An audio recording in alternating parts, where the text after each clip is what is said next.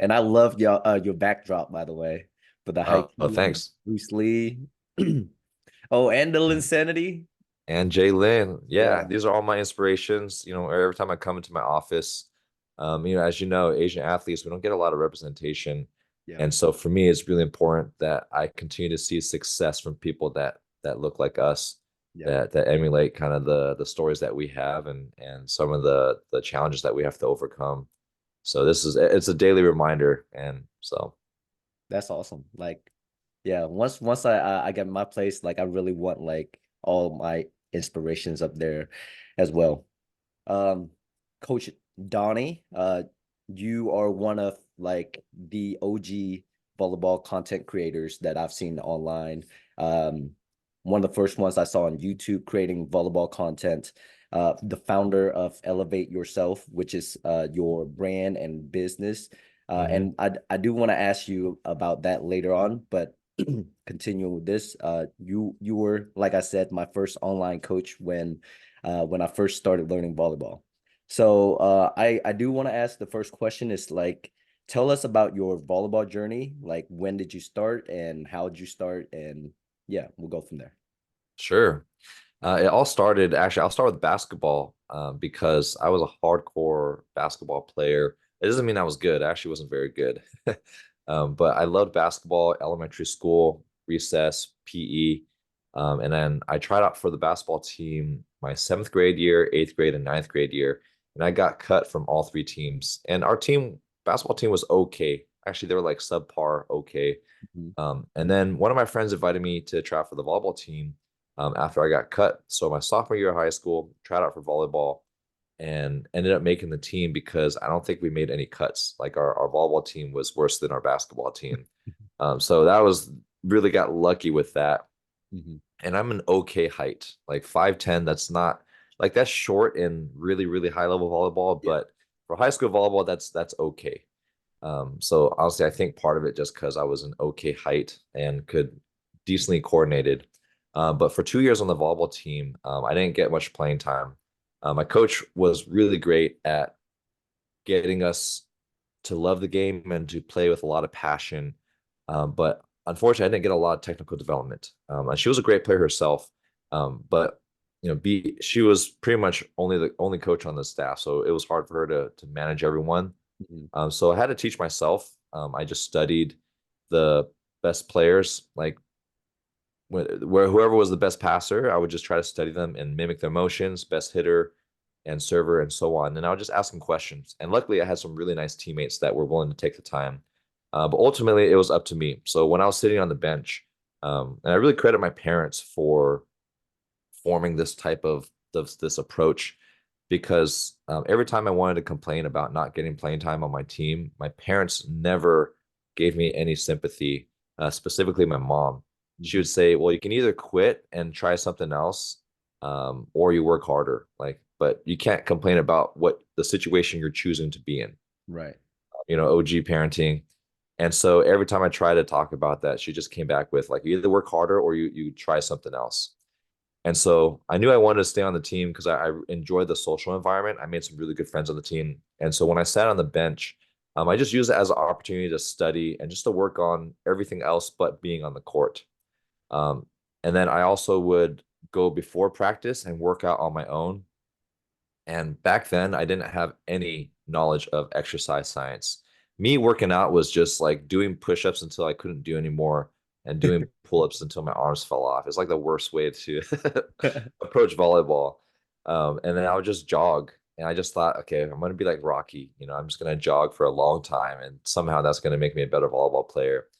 And then occasionally, when I started studying the techniques of my upperclassmen, I would just go. There was a really big tennis wall outside the gym, and so I would just take a volleyball and pass against the wall, probably with really bad technique, hit against the wall, and I actually taught myself how to jump serve because no one jump served at that time in the early 2000s. That wasn't really popular. Mhm. Even at the international level, you didn't really have a lot of jump servers. So for me, jump serving came as a result of having to set myself. So I would actually try to toss really high and then go up and spike it. And then at the end of my junior year, one of our main starters got injured. And so that was my opportunity. I was next in line simply because we just didn't have a lot of people on the team. So I remember I was at a point in my volleyball career where I think I had a lot of passion for the game, but a lot of resentment at the same time because this one other teammate on the team was got playing time over me, and he didn't show up to a 30% of the practices. He would never set up the net. He was just kind of like a very entitled, kind of douchey, very athletic player who wasn't actually that good, but just he was really athletic.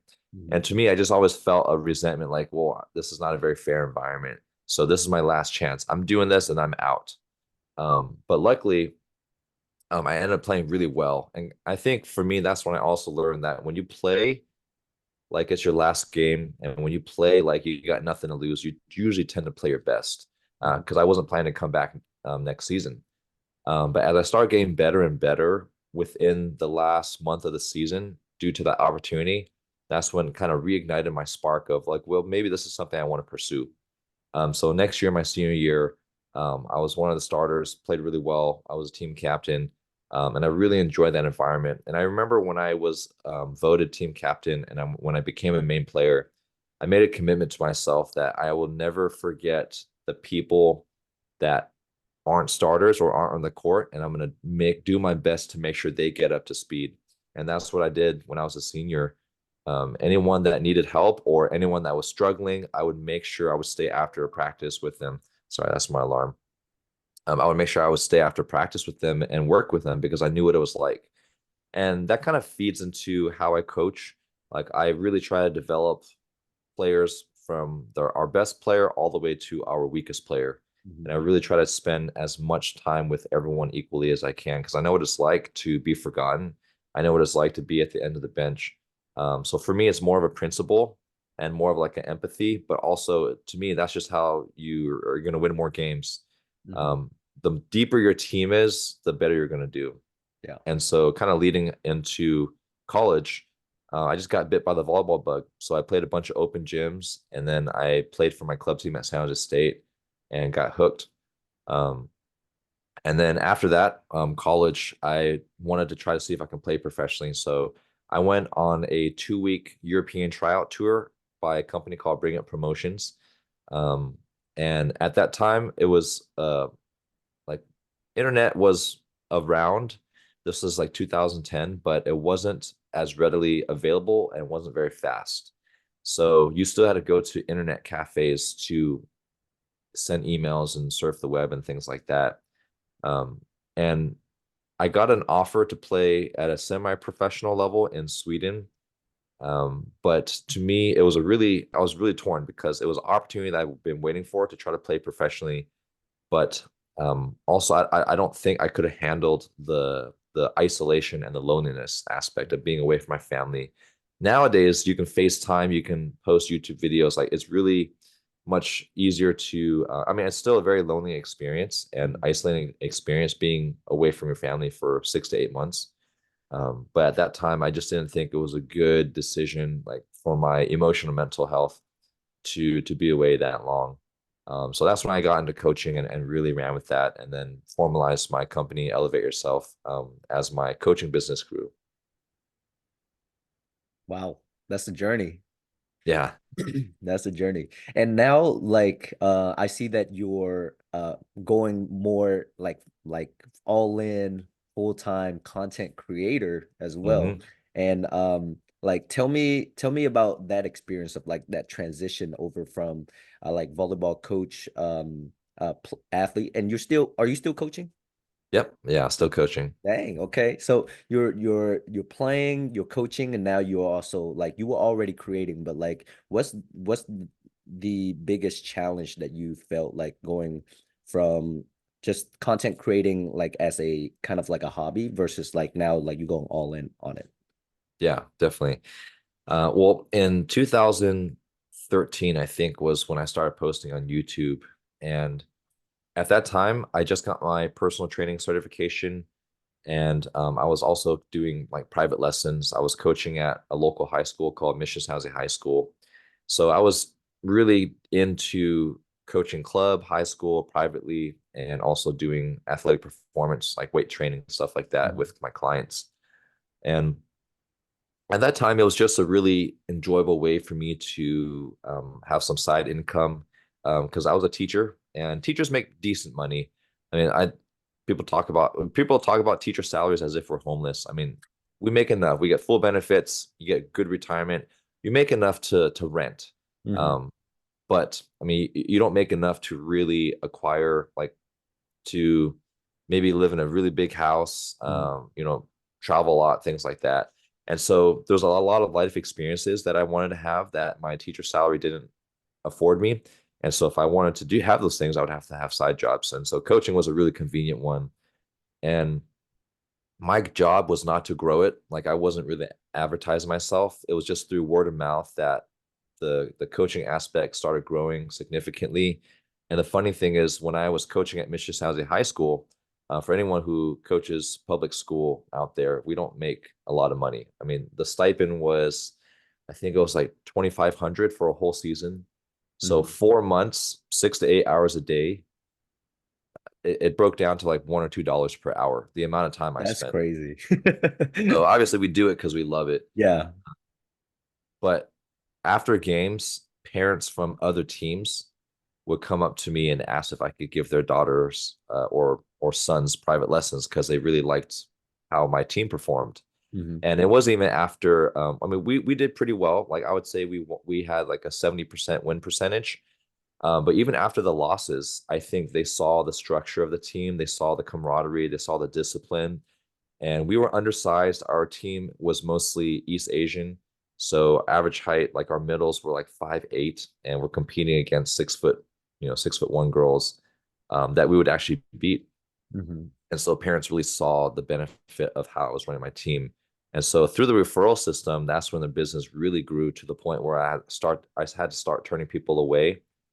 And I would say at that time, YouTube, I posted YouTube videos mainly as a way to help my clients because I get so many of the same repeat questions like how do you squat? How do you jump higher? What's the spiking footwork? So I figured it'd just be easier for me to make a video and then send it to my clients and then maybe help some people. And my YouTube video first started off with jump training. That was kind of my specialty.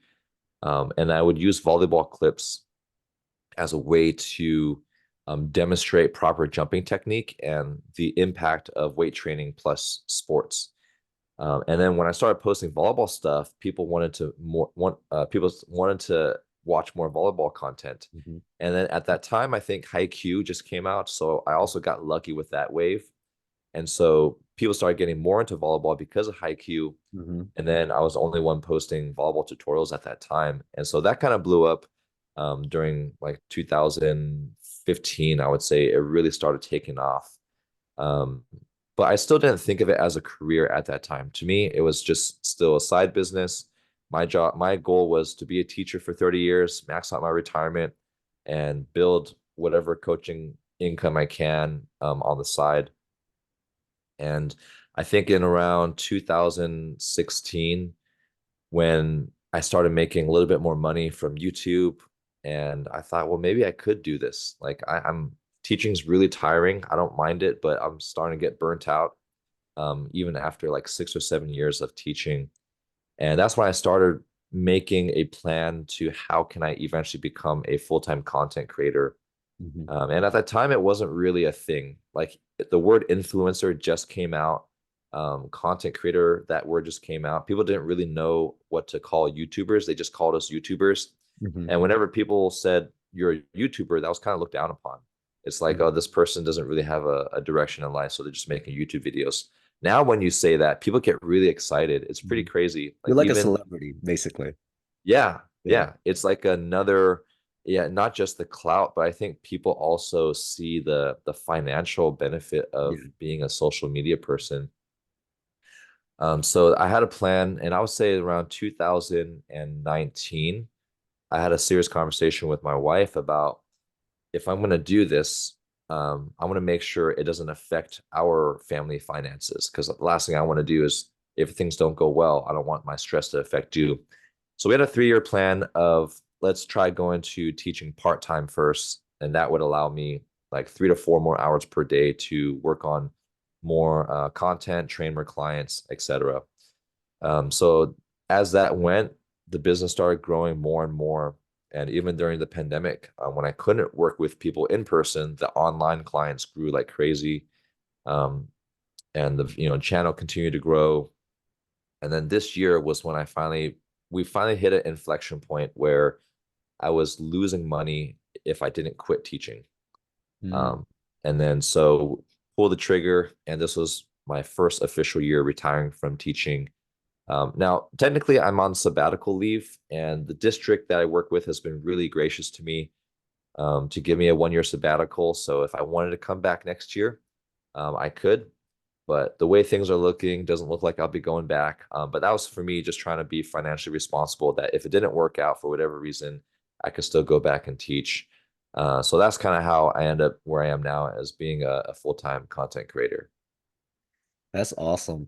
Yeah, that's funny because I unintentionally I am kind of going in the same footsteps as Mm, you of like I'm trying to make content creating like my full-time thing eventually.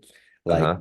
once I'm able to sustain get something sustainable and then being able to provide for my family without having to sacrifice that's stability for my family. So it's so cool to hear your experience, and I can start like I hear and I'm starting to get a lot of inspiration, and just like I'm just the feeling of I'm kind of on the right track in terms of Hmm. direction of eventually going to where I want to be.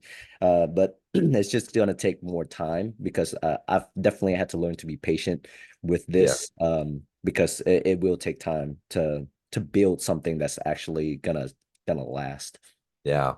What do you do for outside of your content creation? What's your other job?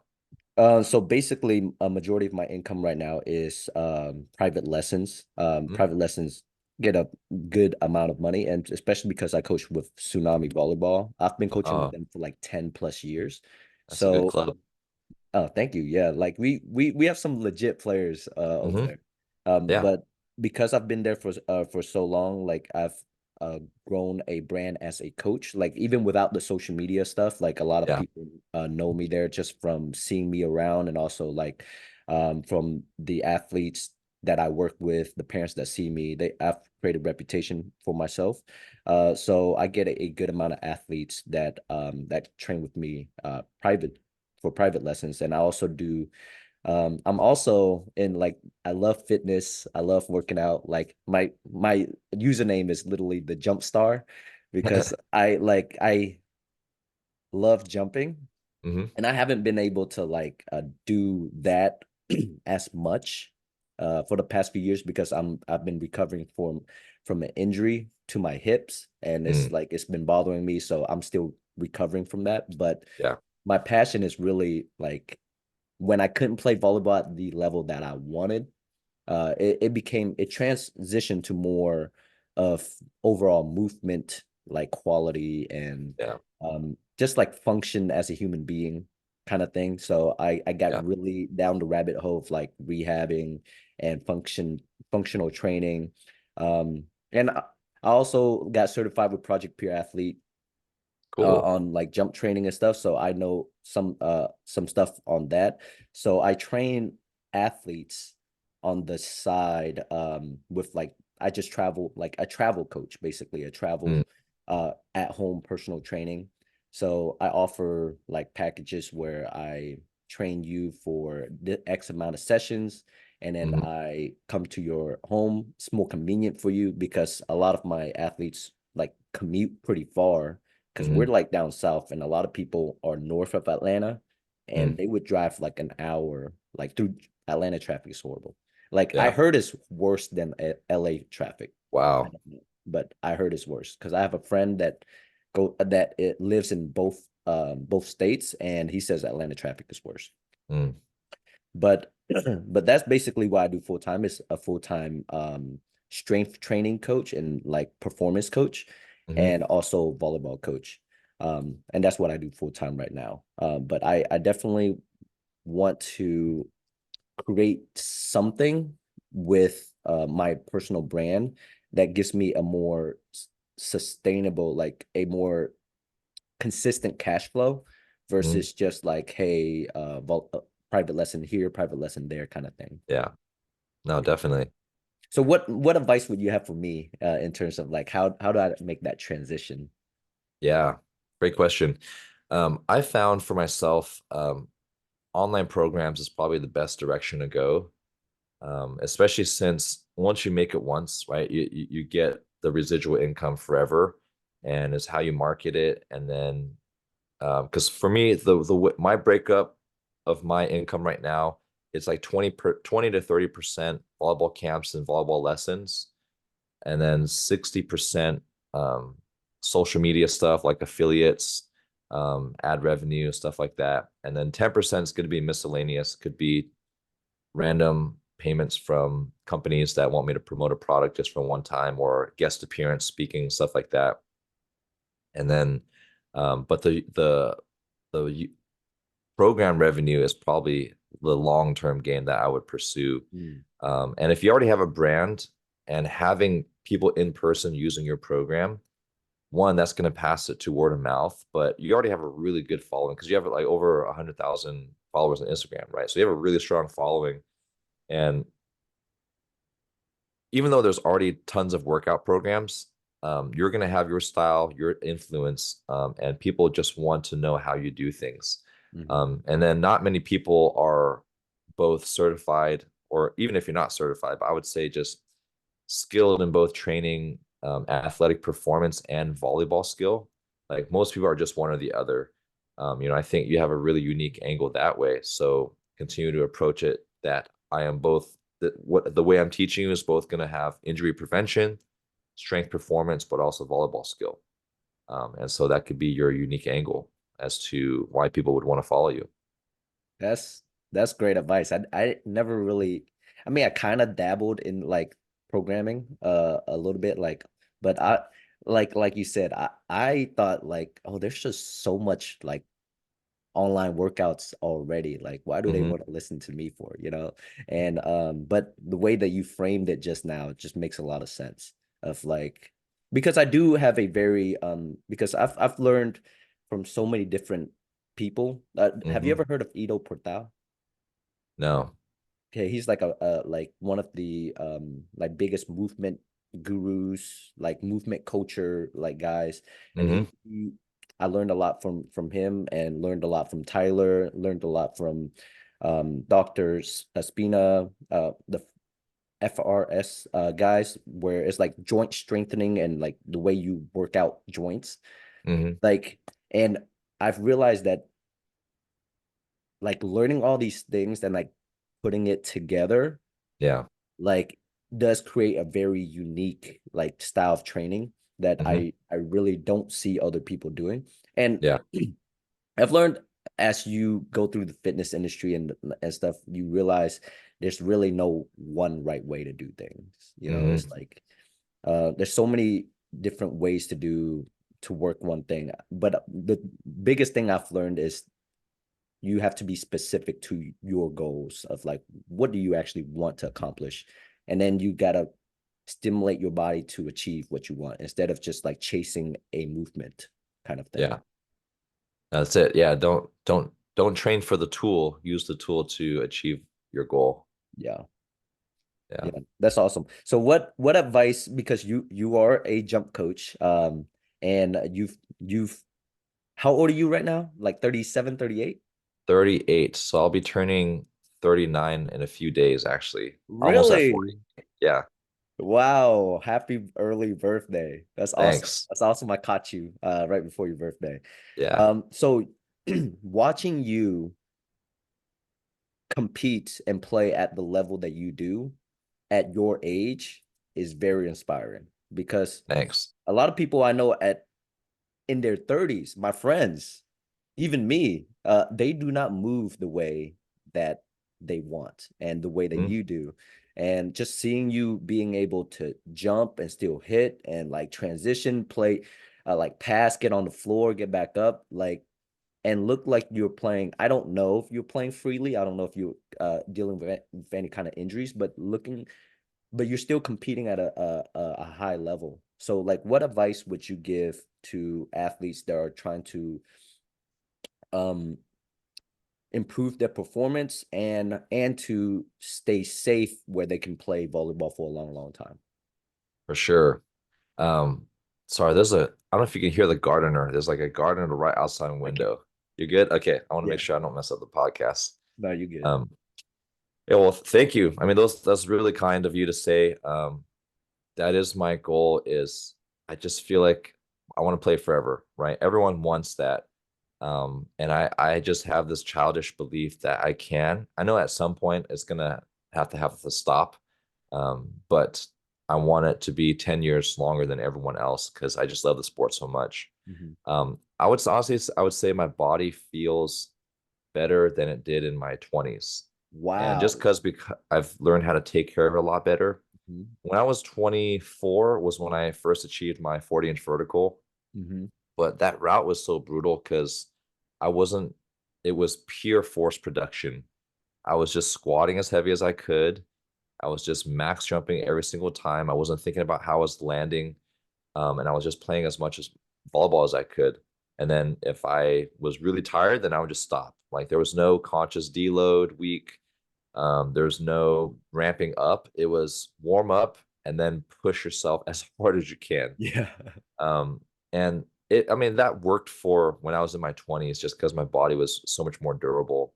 But that came with injuries, a lot of jumpers knee, sprained ankles because my joints were just not very stable. And I didn't do a lot of foot strengthening. So my base, I was springy, but not durable, not flexible, and not strong with my toes. So how I train now, very similar to kind of your philosophy of it's a more of a movement based approach. Like I'll still lift heavy, but that's only if that's what's needed to get me to where I want. Before, my goal was just lift heavy and hope that the results come. Like hope that something comes out of that. Mhm. So every exercise has a lot of purpose. I've focused a lot more on my fascial development. Um, Something that I had no idea of in my 20s. I mean, I knew that there are fascial systems and fascial tissue, but I didn't realize the impact it had. And so I feel more fluid in my 30s than I do in my 20s, because I was less, I guess I wasn't as linear. Like in my 20s, everything was so tense and so forced. Mhm. And it worked for a certain level, but it came with a lot of injuries, like I said. And so mobility was a much bigger focus into my 30s, as my body became tighter from all the heavy lifting. Because, as you know, for when you're lifting so heavy, your body has to develop really short and stiff connections in the connective tissue just to stabilize, Mhm. right? Versus for volleyball, you want things to be elastic, you want things to be long and short. So all that heavy lifting, which is not bad, by the way. I think that heavy lifting has a bad. I mean, I remember watching a video of Carrie Walsh. She was squatting like 3 plates. I was like, okay, that's why she's like top tier. But that's sprinkled in her Yeah. program. That's not the main focus. Um, and then, so I would say mobility has been like a really big focus. Fascial development has been a big focus. Planning rest has been really important. Like I can play 4 or 5 days a week and still feel really good. But I have to I'm much better at listening to my body that when I start to feel not as in control, if I'm not jumping as well as I want, then take some time off and do some active recovery. So then I will walk on the treadmill, I'll swim, I'll play some light basketball, something else to stimulate the body that's not going to tax it in the same pathways. Um, and and then I think I just have this huge chip on my shoulder still from my teens. It all started back, well, actually started back when I was a kid. I was bullied a lot by my older brother. I don't know if you have any siblings. I have three Uh, sisters, so no bullying. okay, so you ended I up was the becoming a, bully. oh, that, yeah, you're probably the one that was like teasing them all the time and Yeah. taking stuff from them. So I had a bunch of older cousins. I mean, we're all really great friends now, but when I was younger, like everything was just so hard. Even when I would try to get water, they would make it difficult. They would like pants me along the way and Mhm. just stuff like that. And then like being cut from so many sports teams and always being the worst player, I always had to fight for something. And then on a social level, like just being And when I grew up in Fremont, I would say it was about 20% Asian, but it was still mostly, Caucasian, a few African Americans, a few Hispanic. But socially, like grand wise in the media, like Asian males just aren't viewed as sexy, athletic, and confident. Right. Um, and so I feel like from different forces, like familial forces, social forces, Hmm. and even my height, pursuing a sport where I'm undersized, just felt like the theme of my life has always been if I want something, I got to overcome some huge hurdle that most other people don't have to deal with. And I think I still feel that now. And like my current hurdle, being undersized is always going to be there, especially with the level I'm trying to play at. But the second biggest hurdle now is my age. And for me, I don't view it as like a discouragement. I view it as like another chip on my shoulder that I can add to motivate me to prove the haters wrong. I mean, I don't really have a lot of haters anymore, Right. but just that invisible force. Right. And I've learned that I need to have some type of opponent, either myself or society or whatever it is, that gives me that extra edge to push harder in my workouts, to be more disciplined with my nutrition, and to try to score against the 6'6" blockers. So that's kind of how that's what's all collectively what's allowed me to still feel really great with my body. And Hmm. yeah, like I have less injuries now in my late 30s than I did in my 20s, just because I just know how to take care of my body so much better. That's awesome. That's awesome. And when you were talking about the chip on your shoulder, like it reminds me of like the Michael Jordan documentary, Last Dance. You ever watch that? Yeah, that's great. Yeah, it's like he would create like imaginary opponents or like Yeah, imaginary stuff in his head to make yeah, him more pissed off, and then so he can perform at a higher level. So yeah, it reminds me of that. So that's super cool. yeah. Sorry, 1 second. The Yeah. door is wide open. Do you mind if I close it real No, quick? no, no, Because you're good. You're good. gardeners literally right outside.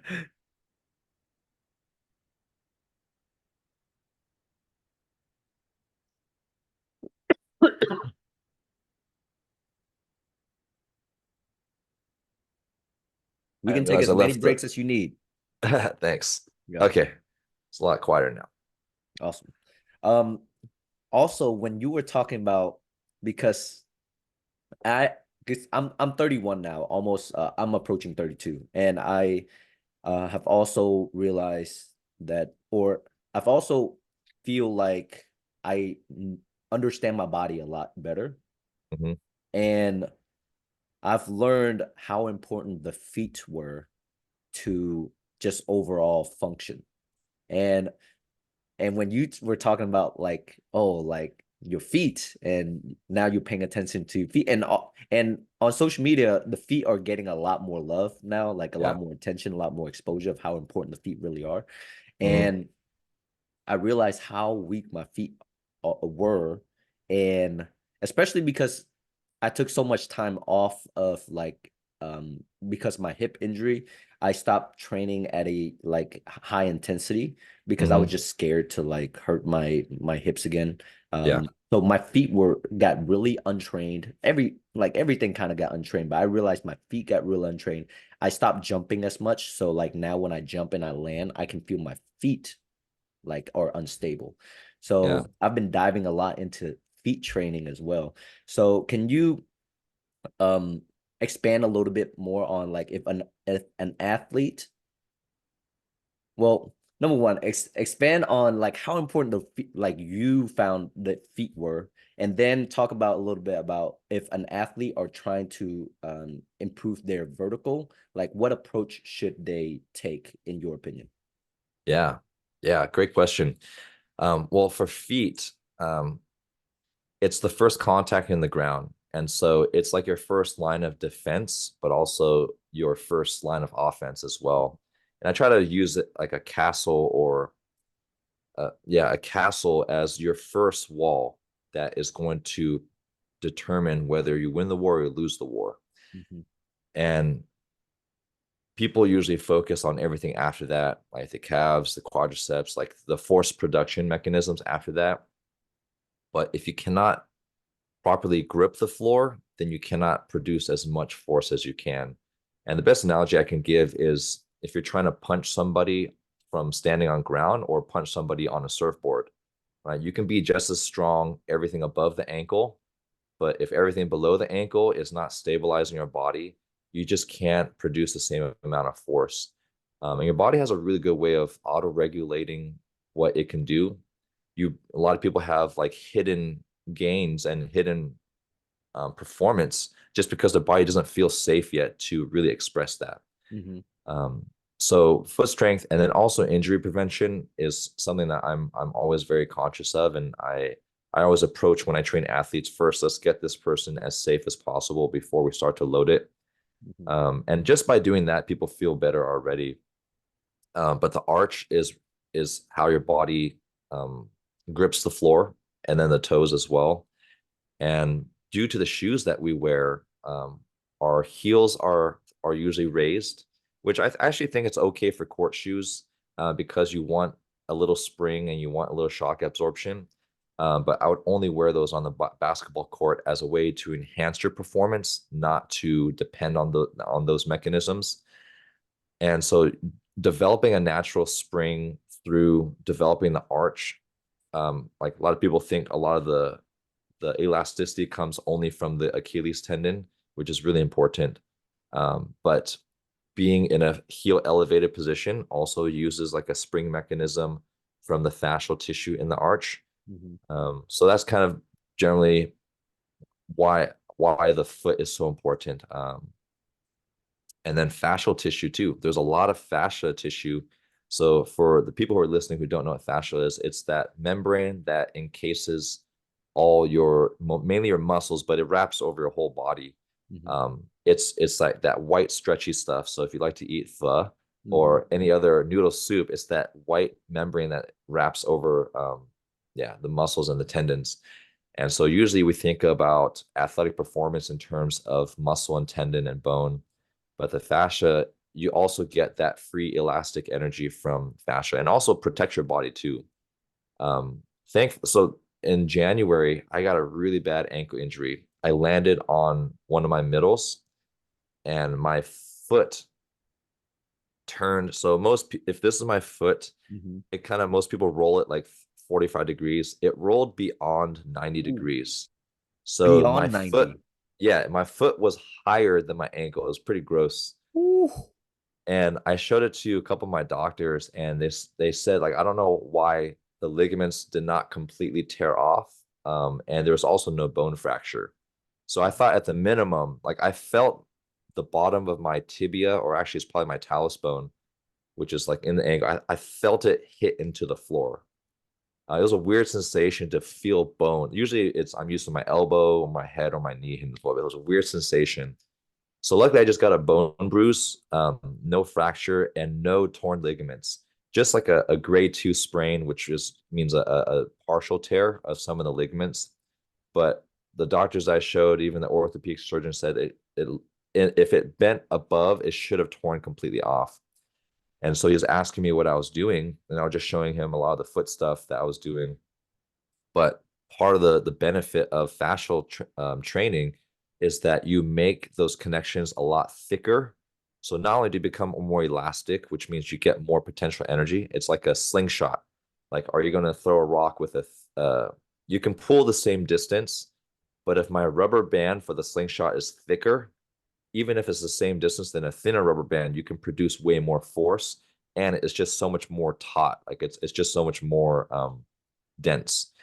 And so, By the way, I love these analogies that you're making. Like it thanks. is, yeah, like it's clicking for me as you're talking. I was like, the castle walls, the rubber band. I love that's the coach in you, and I love it.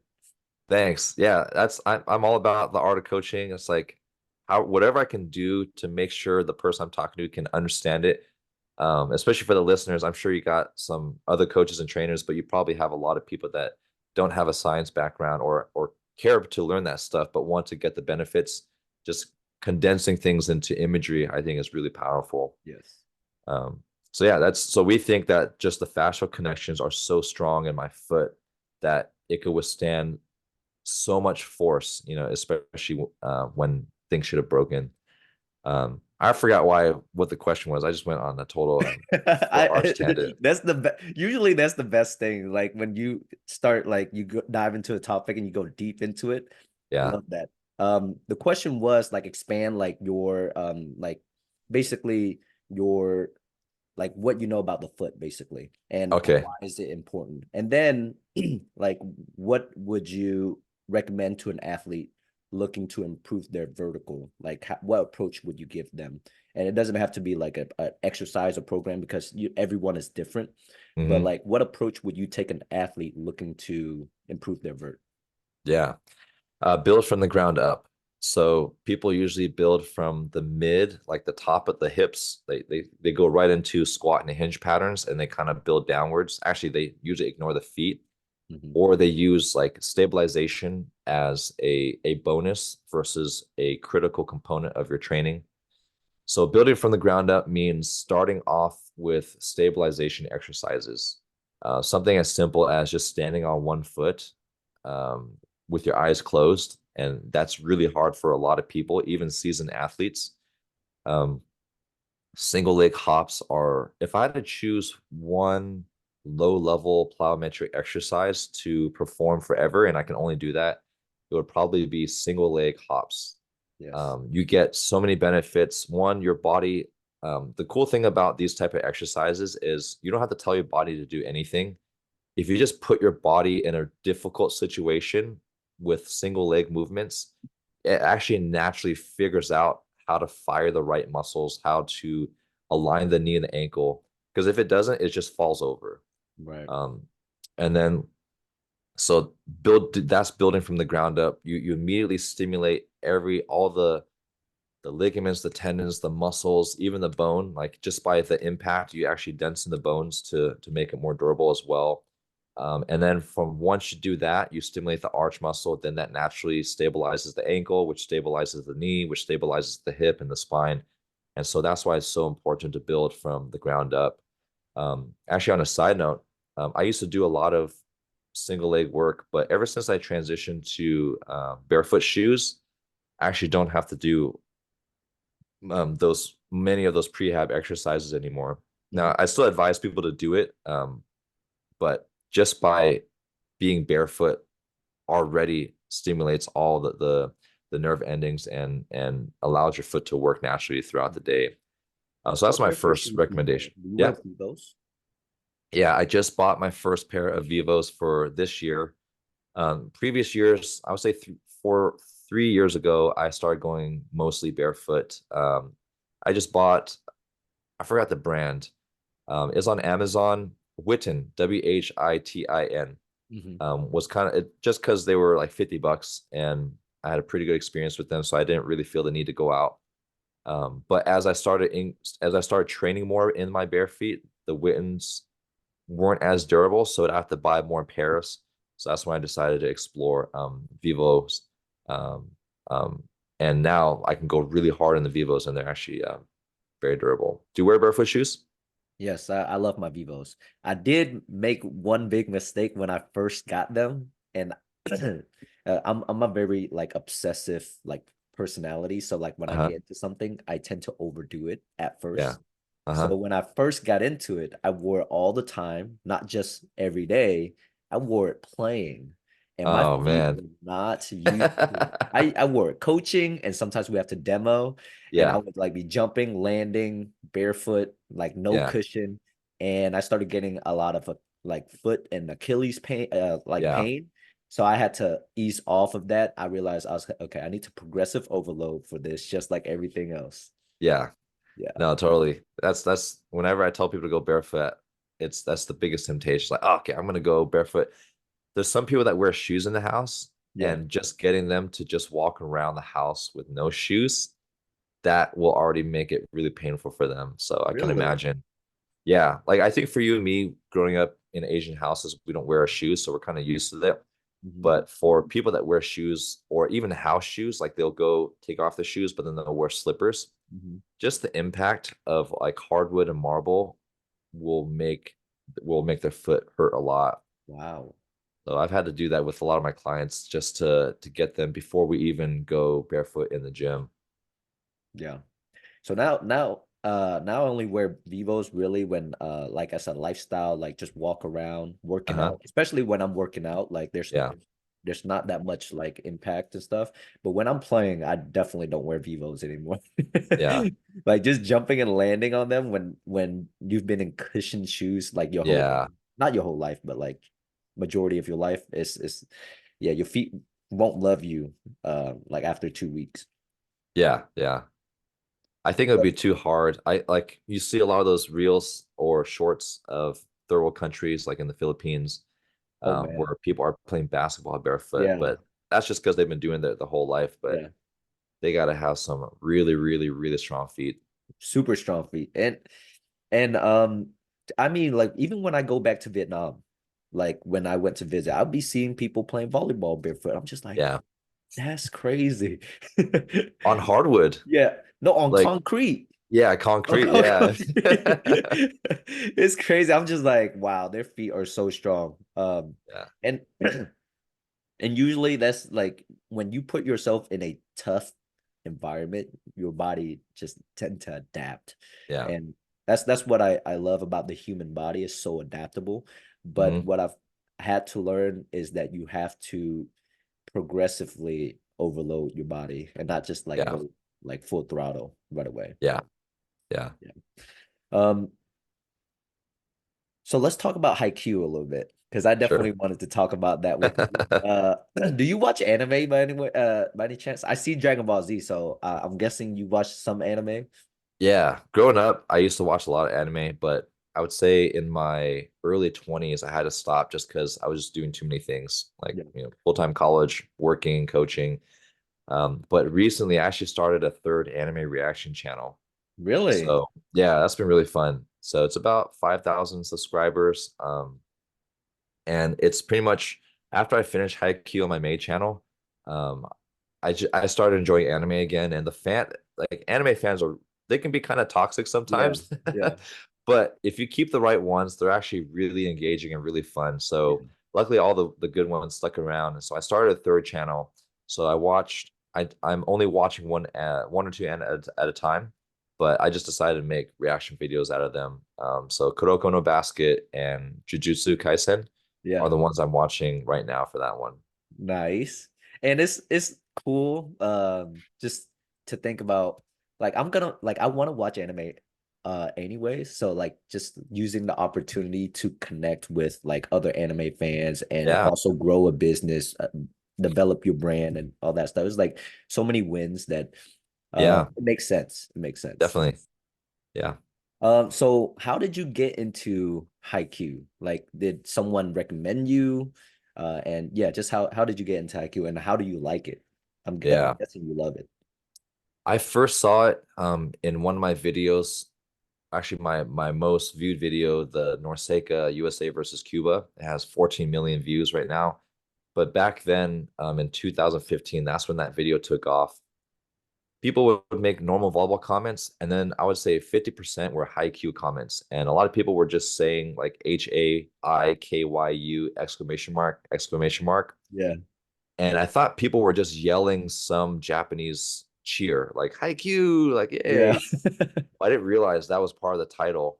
And then more people would reply to those comments and say, this is not the anime. Stop saying that type of things. Like, people would Yeah. kind of go back and forth in the comments. And then that's when I Googled it and I said, oh, it's an actual anime. That's cool. But I still had no interest in that time. And then I would say since then, fans would constantly tell me you should watch Haikyuu. Even some of my volleyball friends, shout out to Camilo, one of my volleyball buddies, but he always bugged me and said, you should watch it. It's really good.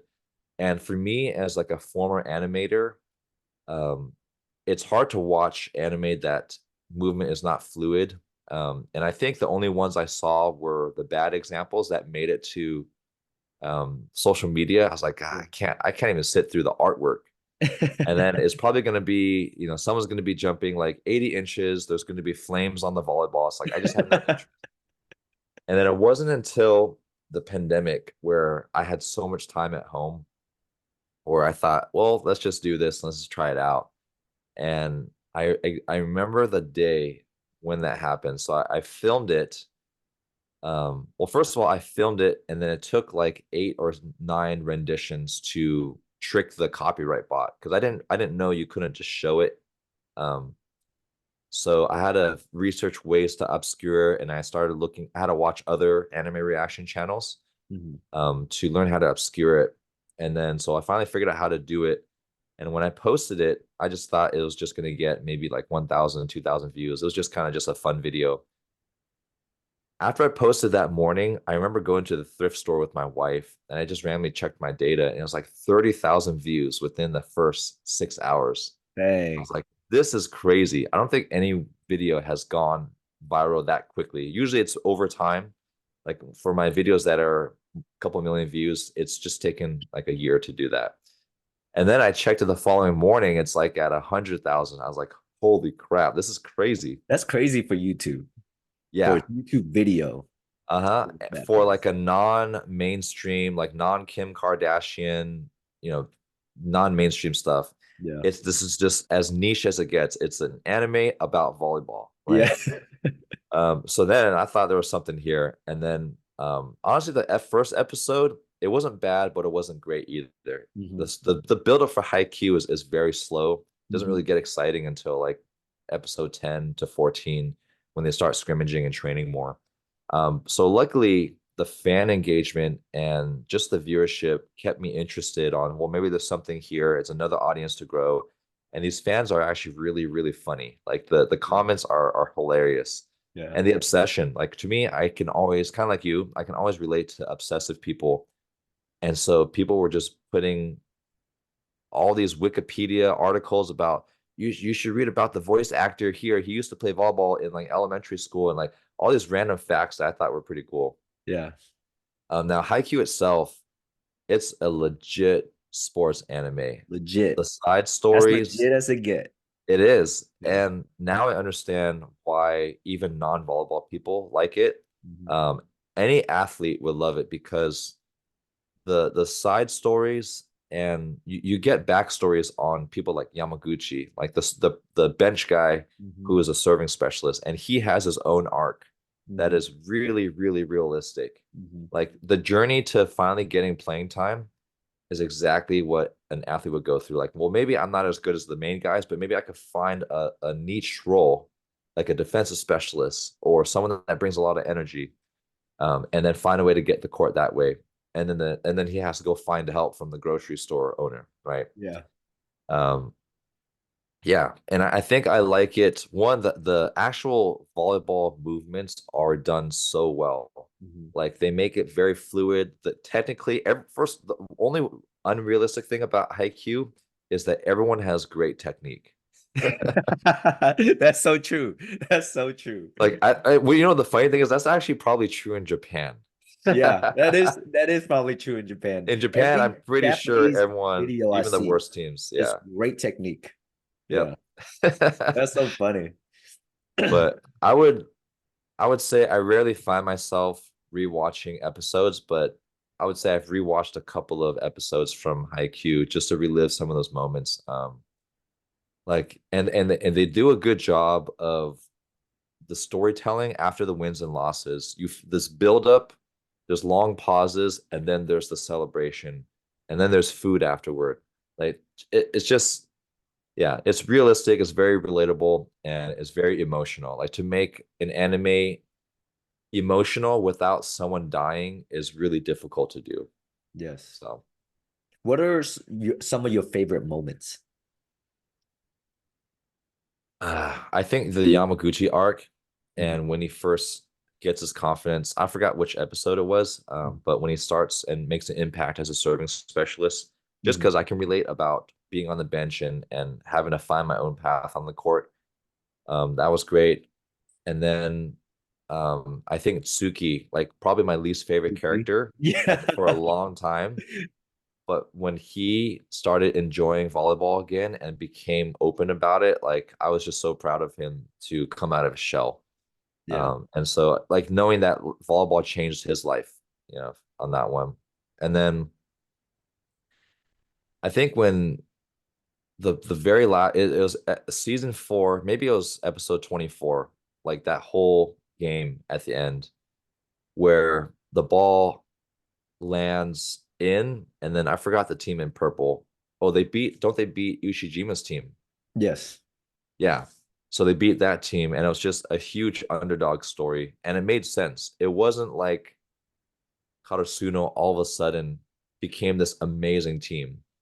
Um, and it wasn't because Ushijima's team was playing poorly. It was actual back and forth strategy Yes. and exactly how a great game should go. But I remember I just felt so happy for all the hard work of Karasuno. Yeah. Well, okay. Another unrealistic aspect about Haikyuu is how good Karasuno got in like one season Right. or two seasons. How I good don't think Hinata yeah. got.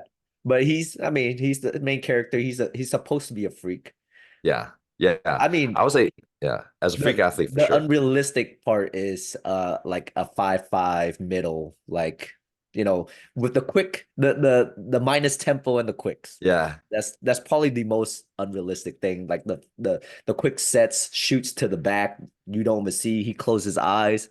That's Yeah. probably the most unrealistic thing. Yeah, that's true too. And my mentor, I did a podcast with him like 2-3 episodes ago. He's the founder of Tsunami. He's Japanese. His name is Wow. Tadashi, and he does not watch anime. And Mm, like he teaches Japanese at a private school, yeah. and all of his students would come in like, Sensei, you need to watch Haikyuu. Sensei, you need to watch Haikyuu. And I've been telling him for like years to watch Haikyuu because he Uh-huh. coaches volleyball. He Yeah. founded, the club, and I was like, hey, you need to watch it. So he finally gets to watching it, and now he loves Haikyuu. Wow. Yeah, he That's loves it. I didn't know the founder of Tsunami was Japanese. Yeah, it's super That's cool. awesome. Yeah. Wow. I would love to hear his perspective on it. Yeah, yeah, yeah. We should have like a podcast three-way interview. Sure. Sure. That'd be Oh, fun. yes. Got you in for another episode. I Yeah. I am enjoying this conversation so Me much. too. Yeah. Me too. And I was talking about some young guys that are coaching at Tsunami right now. There's four of them that came in, and they came in because of Haikyuu. They started Mm, playing because of Haikyuu, there you go. um, and they just came for open gym a couple of times because of Haikyuu. And then I see them start like the first thing they do. When you watch anime, you see cool things on the thing, and the first thing they do is they try to quick set with their eyes Uh-huh. closed. And I was just like, you guys don't even know how to play. But when I remember when I was in high school, I watched this anime called Prince of Tennis, Mm, and they had some like super unrealistic like shots, and I got into tennis because of the anime. And uh-huh. I remember the first thing I went out there to do was the super unrealistic things that I saw in the anime, and that's what That's got me funny. hooked. Oh Yeah, so man. I like they reminded me of myself, and now like I became like the past few years I became kind of like a mentor to them, Uh-huh. and it's just super cool to see the effect that Haikyuu has had on the culture of volleyball and the new like breed and new blood of volleyball coming in. So it's Yeah, super cool. absolutely. Yeah. Yeah, so let me plug you in. Let me give you a chance to plug in your channels, especially your new like your new anime reaction channel, and also like Elevate Yourself. So go ahead and plug yourself in. Where can people find you if they want to see more of you? Sure. Yeah, if you want to watch more stuff from me on YouTube, my main channel, Elevate Yourself, I would say the focus of that one is mostly me playing some tutorials, jump training stuff. I would say more amateur content, like amateur volleyball content, and then some IQ stuff. All my IQ reaction videos are on there. My second channel is Volleyball Pro Mindset. So that one's going to be more about breaking down professional player content. So I analyze professional games, players, just for people that want more of the that category. And the third one, if you like anime, it's all anime reactions. So I rewatched some Haikyuu episodes there, but right now I'm watching Kuroko no Basket and Jujutsu Kaisen. So if you like those, come on over and watch those with me. Social media, you can follow me on Elevate Yourself Official on Instagram, Facebook, and TikTok. I think those are the three. Yeah, those are the social medias. Yeah. I'll look up your links on those social media channels, and I'll put in the description boxes. Thank you so much for coming on. I had a blast talking to you. Yeah, well, thanks so much for having me. It was really great meeting you. Keep making the stuff to help other people who are trying to learn, and appreciate you mentoring just younger volleyball players. Like we all need people who are older than us to take care of us and really guide us along the way. So appreciate all you do for them. Thank you. Thank you.